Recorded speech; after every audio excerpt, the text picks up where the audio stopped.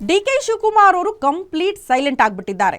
ಅಲ್ಲಿಗೆ ಸಿಂಹಾಸನ ಯಾಕೆ ಸಿಗ್ತಾ ಇಲ್ಲ ಡಿ.ಕೆ. ಶಿವಕುಮಾರ್ ಅವ್ರಿಗೆ ಅನ್ನುವಂಥ ಪ್ರಶ್ನೆ ಬಹುತೇಕರನ್ನ ಕಾಡ್ತಾ ಇದೆ. ಬಹುತೇಕರ ಅನ್ನೋದಕ್ಕಿಂತ ಡಿ.ಕೆ. ಶಿವಕುಮಾರ್ ಅವರನ್ನ ಕಾಡ್ತಾ ಇದೆ, ಅವರ ಆಪ್ತ ಬಳಗದಲ್ಲಿ ಇದ್ದವರನ್ನ ಕಾಡ್ತಾ ಇದೆ. ಯಾಕಂದ್ರೆ ಸ್ಪಷ್ಟ ಸಂದೇಶವನ್ನ ಸಿದ್ದರಾಮಯ್ಯ ಕೊಟ್ಟಾಯ್ತು. ಪೂರ್ಣಾವಧಿ ನಾನೇ ಸಿಎಂ, 28ರಲ್ಲೂ ಕೂಡ ನನ್ನ ನೇತೃತ್ವದಲ್ಲೇ ಚುನಾವಣೆಗೆ ಹೋಗ್ತೀವಿ ಅಂತ. ಅಲ್ಲಿಗೆ ಡಿ.ಸಿ.ಎಂ ಕಥೆ ಏನು, ಯಾಕೆ ಅವ್ರಿಗೆ ಸಿಂಹಾಸನ ಸಿಗ್ತಾ ಇಲ್ಲ? ಡಿ.ಕೆ. ಶಿವಕುಮಾರ್ ಅವ್ರನ್ನ ಕಾಂಗ್ರೆಸ್ನ ಟ್ರಬಲ್ ಶೂಟರ್ ಅಂತ ಹೇಳ್ತಾರೆ. ಬಟ್ ಅವರಿಗೆ ಟ್ರಬಲ್ ಎದುರಾಗ್ತಾ ಇರೋದು ಯಾಕೆ? ಸಿಎಂ ಕುರ್ಚಿ ವಿಚಾರಕ್ಕೆ ಸಂಬಂಧಪಟ್ಟಂತೆ ಸಿಎಂ ಸಿದ್ದರಾಮಯ್ಯನವರು ನಿನ್ನೆಯಿಂದಲೂ ಕೂಡ ಒಂದು ಮಾತು ಹೇಳ್ತಾ ಇದ್ದೆ. ಲಾಸ್ಟ್ ಚುನಾವಣೆ ನೆಕ್ಸ್ಟ್ ನಾನು ನಿವೃತ್ತಿ ಘೋಷಣೆ ಮಾಡ್ಬಿಡ್ತೀನಿ ಅಂದವರು ಉಲ್ಟಾ ಹೊಡೆದಿದ್ದಾರೆ ಸಿದ್ದರಾಮಯ್ಯನವರು.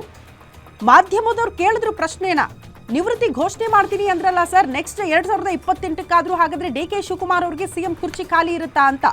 ಇಲ್ಲ, 2028ಕ್ಕೂ ಕೂಡ ನನ್ನ ನೇತೃತ್ವದಲ್ಲೇ ನಾವು ಚುನಾವಣೆ ಎದುರಿಸ್ತೀವಿ. 80 ವಯಸ್ಸಾದ್ರೆ ವಯಸ್ಸಿನ ಕಾರಣ ಯಾಕೆ ಕೊಡಬೇಕು, ರಾಜಕಾರಣ ಮಾಡಬಾರ್ದು ಅಂತ ಏನಾದ್ರೂ ಇದೆಯಾ? ವಯಸ್ಸಾದ್ರೆ ಇಂಥ ವಿಚಾರಗಳನ್ನ ಸಿದ್ದರಾಮಯ್ಯನವರು ಮಾಧ್ಯಮದವ್ರಿಗೆ ಕೇಳ್ಬಿಟ್ರು. ಅಲ್ಲಿಗೆ ಡಿ.ಕೆ. ಶಿವಕುಮಾರ್ ಅವ್ರಿಗೆ ಈಗ ಪೂರ್ಣಾವಧಿಯಲ್ಲೂ ಕೂಡ ಸಿಎಂ ಕುರ್ಚಿ ಸಿಗಲ್ಲ, 2028ಕ್ಕಾದ್ರೂ ಸಿಗುತ್ತಾ ಅನ್ನುವಂಥ ಪ್ರಶ್ನೆಗೆ ಅಲ್ಲೂ ಕೂಡ ಡೌಟ್ ಅನ್ನುವಂಥ ಉತ್ತರವನ್ನ ಸಿದ್ದರಾಮಯ್ಯನವರು ಕೊಟ್ಟಾಗಿದೆ. ಬಟ್ ಈಗ ಟ್ರಬಲ್ ಶೂಟರ್ ಈ ಟ್ರಬಲ್ ಅನ್ನ ಹೇಗೆ ಫೇಸ್ ಮಾಡ್ತಾರೆ, ಯಾಕೆ ಸಿಂಹಾಸನ ಸಿಗ್ತಾ ಇಲ್ಲ, ಆ ಸಿಂಹಾಸನ ಪಡೆದುಕೊಳ್ಳೋದಕ್ಕೆ ಹೇಗೆ ಮುಂದಾಗ್ತಾರೆ, ಇದೆಲ್ಲವೂ ಕೂಡ ಸದ್ಯ ರಾಜ್ಯ ಕಾಂಗ್ರೆಸ್ ಪಾಳ್ಯದಲ್ಲಿ ಚರ್ಚೆ ಆಗ್ತಾ ಇರುವಂತಹ ವಿಚಾರ. ಸಿದ್ದರಾಮಯ್ಯನವರು ಸಿಎಂ ಕುರ್ಚಿ ಯಾವುದೇ ಕಾರಣಕ್ಕೂ ಖಾಲಿ ಮಾಡಲ್ಲ ಅಂತ ಹಠಕ್ ಬಿದ್ದಿದ್ದಾರೆ. ಯಾಕೆ ಡಿ.ಕೆ. ಶಿವಕುಮಾರ್ ಯಾಕೆ ಈ ಸಿಂಹಾಸನದ ಭಾಗ್ಯ ಇಲ್ಲ, ಯಾಕೆ ಅವ್ರ ಕನಸಾಗೆ ಉಳಿತಾ ಇದೆ? ಈ ಟ್ರಬಲ್ ಅನ್ನ ದೂರ ಮಾಡ್ಕೊಳ್ಳೋದಕ್ಕೆ ಯಾಕೆ ಸಾಧ್ಯ ಆಗ್ತಾ ಇಲ್ಲ? ಸಿದ್ದರಾಮಯ್ಯನವರನ್ನ ಕನ್ವಿನ್ಸ್ ಮಾಡಕ್ ಯಾಕೆ ಆಗ್ತಾ ಇಲ್ಲ? ಹೈಕಮಾಂಡ್ ಮೇಲೆ ಒತ್ತಡ ತಂದ್ರೂ ಕೂಡ ಯಾಕದು ವರ್ಕೌಟ್ ಆಗ್ತಾ ಇಲ್ಲ? ಇಂತಹ ಪ್ರಶ್ನೆಗಳು ಮೋಸ್ಟ್ಲಿ ಡಿ.ಕೆ. ಶಿವಕುಮಾರ್ ಅವರನ್ನೇ ಕಾಡ್ತಾ ಇದೆ ಅಂತ ಅನ್ಸುತ್ತೆ. ಯಾಕಂದ್ರೆ ಅಷ್ಟು ಪವರ್ಫುಲ್ ಮಿನಿಸ್ಟರ್, ಅಷ್ಟು ಪವರ್ಫುಲ್ ಆದಂತಹ ಡಿ.ಕೆ. ಶಿವಕುಮಾರ್ ಅವರು ಈಗ ಸಿಎಂ ಗಾದಿಯ ವಿಚಾರಕ್ಕೆ ಬರ್ತಾ ಇದ್ದಂತೆ ಕಂಪ್ಲೀಟ್ ಆಗಿ ಸೈಲೆಂಟ್ ಆಗ್ಬಿಟ್ಟಿದ್ದಾರೆ. ಇದಕ್ಕೆ ಕಾರಣಗಳು ಏನು ಅನ್ನೋದು ಕೂಡ ಗೊತ್ತಾಗಬೇಕಲ್ವಾ? ಗ್ಯಾರಂಟಿ ನ್ಯೂಸ್ ಆ 3 ಕಾರಣಗಳನ್ನ ಕೂಡ ಕೆಲವೇ ಕ್ಷಣಗಳಲ್ಲಿ ನಿಮ್ಮ ಮುಂದೆ ಇಡ್ತಾ ಹೋಗುತ್ತೆ. ಎಕ್ಸಾಕ್ಟ್ಲಿ ಗಮನಿಸ್ತಾ ಹೋಗೋಣ 3 ಕಾರಣಗಳು ಏನು. ಆ 3 ಘಟನೆಗಳು ಸಿದ್ದರಾಮಯ್ಯನವರ ಮನಸ್ಸನ್ನ ಬದಲಾಯಿಸ್ಬಿಟ್ಟಿದೆಯಾ? ಆ 3 ಘಟನೆಗಳಿಂದ ಆರೋಪ ಮುಕ್ತರಾಗುವುದಕ್ಕೆ ಸಿಎಂ ಮಾಡಿದ್ದಾರ ಪ್ಲಾನ್? ಮೂಡಾ ಹಗರಣ, RCB ಕಾಲ್ತುಳಿತ ಕೇಸ್ಗಳಿಂದ ಹಠಕ್ಕೆ ಬಿದ್ದಿದ್ದಾರ ಸಿಎಂ? ಆಪ್ತ ಸಚಿವ ರಾಜಣ್ಣ ಹನಿ ಟ್ರ್ಯಾಪ್ ಪ್ರಕರಣವು ಸಿಎಂ ನಿರ್ಧಾರಕ್ಕೆ ಕಾರಣ ಆಗೋಯ್ತಾ? ತಮ್ಮ ಮೇಲಿನ ಆರೋಪದಿಂದ ಮುಕ್ತರಾಗುವುದಕ್ಕೆ ಸಿಎಂ ಕುರ್ಚಿ ಬಿಡೋದಕ್ಕೆ ನಿರ್ಧಾರ ಮಾಡಿಲ್ವಾ ಇನ್ನೂ ತನಕ? ದಕ್ಷ ಆಡಳಿತಗಾರ ಅಂತ ಸಾಬೀತುಪಡಿಸಿಕೊಳ್ಳೋದಕ್ಕೆ ಸಿದ್ದರಾಮಯ್ಯನವರು ಮುಂದಾಗ್ತಿದ್ದಾರಾ?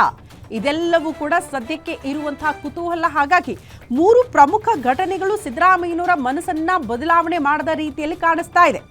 ನಮಗೂ ನಿಮಗೂ ಗೊತ್ತು, ಸಿದ್ದರಾಮಯ್ಯನವರು ಅವರ ಇಡೀ ರಾಜಕೀಯವನ್ನ ನಾವು ಗಮನಿಸಿದ್ರೆ ಎಲ್ಲೂ ಕೂಡ ಒಂದು ಬ್ಲ್ಯಾಕ್ ಮಾರ್ಕ್ ಇರಲಿಲ್ಲ ಅವರ ರಾಜಕೀಯ ಜೀವನದಲ್ಲಿ ಅಂತ.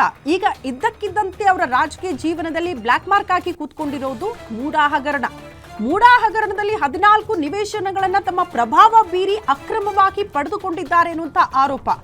ಈ ಕ್ಷಣಕ್ಕೂ ಕೂಡ ಅದು ನೀವು ತನಿಖೆ ವಿಚಾರವನ್ನ ಪಕ್ಕಕ್ಕಿಟ್ಟು ನೋಡಿದ್ರು ಕೂಡ ರಾಜಕೀಯವಾಗಿ ನೀವು ಗಮನಿಸಿದ್ರೆ ಅತಿ ದೊಡ್ಡ ಹಿನ್ನಡೆಯನ್ನ ಸಿದ್ದರಾಮಯ್ಯನವರು ಅನುಭವಿಸ್ತಿದ್ದಾರೆ. ವಿಪಕ್ಷಗಳಿಗೆ ಅತಿ ದೊಡ್ಡ ಆಹಾರ ಆಗೋಯ್ತು. ಜನಸಾಮಾನ್ಯರು ಮಾತನಾಡಿದ್ರು, ಜಸ್ಟ್ 14 ನಿವೇಶನಗಳಿಗೆ ಸಿದ್ದರಾಮಯ್ಯನವರು ಪ್ರಭಾವ ಬೀರ್ಬೇಕಾ, ಅಧಿಕಾರವನ್ನ ದುರ್ಬಳಕೆ ಮಾಡ್ಕೊಳ್ಬೇಕಾ, ಆ ಕಾರಣಕ್ಕೆ 14 ನಿವೇಶನಗಳನ್ನ ಪಡೆದುಕೊಳ್ಬೇಕಾ ಅಂತ ಜನಸಾಮಾನ್ಯರಾದಿಯಾಗಿ ಎಲ್ಲರೂ ಕೂಡ ಚರ್ಚೆ ಮಾಡೋದಕ್ಕೆ ಶುರು ಮಾಡಿದ್ರು. ಇಂಥ ಆರೋಪ ಮುಕ್ತರಾಗಬೇಕಲ್ಲ. ಈಗ ತಮ್ಮ ರಾಜಕೀಯ ಜೀವನದಲ್ಲಿ ಅಥವಾ ಅವರು ನಿವೃತ್ತಿ ಘೋಷಣೆ ಮಾಡ್ತಾರಂದ್ರೆ ಅದಕ್ಕೂ ಮುನ್ನ ಇದೆಲ್ಲವೂ ಕೂಡ ಕ್ಲಿಯರ್ ಆಗ್ಬೇಕಲ್ವಾ? ಆ ಕಾರಣಕ್ಕೆ ಏನಾದ್ರೂ ಮನಸ್ಸು ಬದಲಾವಣೆ ಆಯ್ತಾ? ಮೊನ್ನೆ RCB ಸಂಭ್ರಮಾಚರಣೆ, ಕಾಂಗ್ರೆಸ್ ಗವರ್ಮೆಂಟ್ ಇದ್ದಾಗಲೇ 11 ಜನರ ಸಾವಾಯಿತು, ಕಾಲ್ ತುಳಿತ ಆಯಿತು, ಸರಿಯಾಗಿ ಅರೇಂಜ್ಮೆಂಟ್ಗಳಾಗಲಿಲ್ಲ. ಜಸ್ಟ್ ರಾಜ್ಯದಲ್ಲಿ ಮಾತ್ರ ಅದು ಚರ್ಚೆ ಆಯ್ತಾ? ಅಲ್ಲ, ರಾಷ್ಟ್ರ ಮಟ್ಟದಲ್ಲೂ ಕೂಡ ಚರ್ಚೆ ಆಯಿತು. ಇಡೀ ದೇಶದ ಗಮನ ಅವತ್ತು ರಾಜ್ಯದ ಕಡೆ ಇತ್ತು.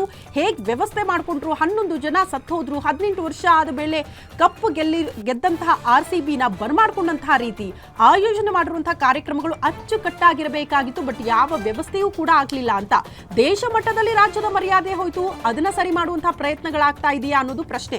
ಸಿಎಂ ಆಪ್ತ ಬಣದ ಮೇಲೆ ಒತ್ತಡ ಹಾಕಲಾಗ್ತಾ ಇದೆಯಂತೆ. ಬೆಂಬಲಿತ ಸಚಿವರು ಶಾಸಕರ ಭವಿಷ್ಯದ ಬಗ್ಗೆ ಚಿಂತೆ ಮಾಡ್ತಾ ಇದ್ದಾರಂತೆ ಸಿಎಂ. ಆಪ್ತರ ಒತ್ತಡದಿಂದ ಸಿಎಂ ಕುರ್ಚಿ ಬಿಟ್ಟು ಕೊಡುವ ನಿರ್ಧಾರದಿಂದ ಹಿಂದೆ ಸರಿದಿದ್ದಾರೆ ಸಿಎಂ. ಪಕ್ಷದ ಮೇಲೆ ಹಿಡಿತ ಹೊಂದಿರುವ ಡಿ.ಕೆ. ಶಿವಕುಮಾರ್ ಅವರಿಗೆ ಶಾಸಕರು ಸ್ಪಂದಿಸ್ತಾ ಇಲ್ಲ. ಹೈಕಮಾಂಡ್ ಆಶೀರ್ವಾದದ ಮೇಲೆ ಅಧಿಕಾರದ ನಿರೀಕ್ಷೆಯಲ್ಲಿ ಡಿ.ಕೆ. ಶಿವಕುಮಾರ್ ಅವರು ಕಾಯ್ತಿದ್ದಾರೆ. ಸೆಪ್ಟೆಂಬರ್ ನಂತರ ಸಿಎಂ ಸ್ಥಾನದ ಕನಸು ಕಾಣ್ತಾ ಇದ್ದಂತಹ ಡಿ.ಕೆ. ಫುಲ್ ಡಿಸ್ಟರ್ಬ್ ಆದಂಗೆ ಕಾಣಿಸ್ತಾ ಇದೆ.